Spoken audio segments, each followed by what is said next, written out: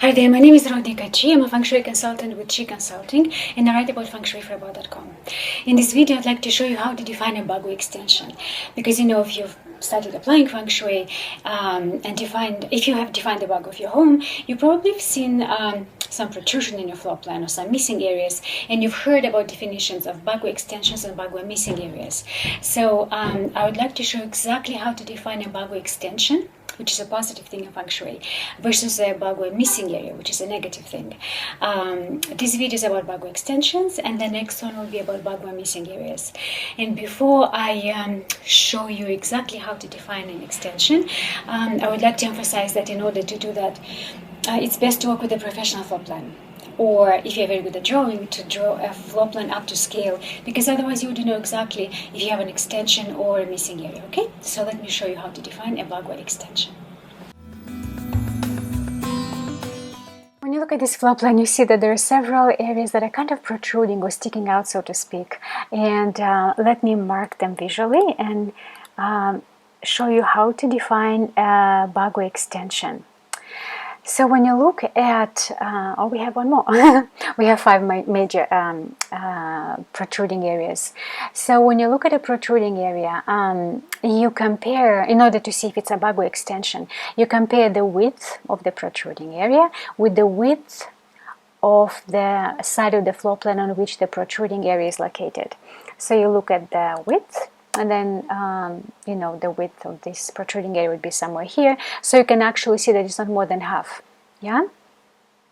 So this is obviously an extension, because the definition of an extension is a protruding area with the width that is not more than half of the width of the side of the floor plan on which it is located.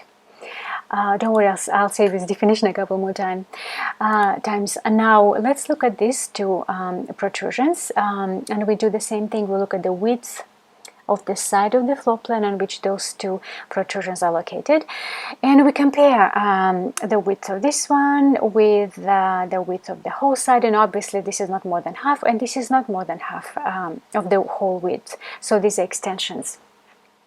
Now we go to the other two, and even though we have a different width on this side of the floor plan, the width of these projections or protrusions is not more than half of the width of their side of the floor plan, so these are also extensions.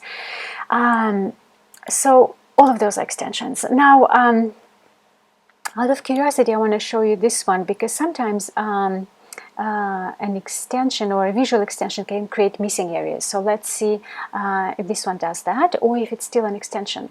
So we apply the same procedure. We look at the width, the length, if you want to call it length, of the side of the floor plan that this projection or protrusion is located, and then we compare it with the width of the protrusion area. So this is the width of the protrusion area, and it's obviously not more than half of the whole width, so this is also an extension.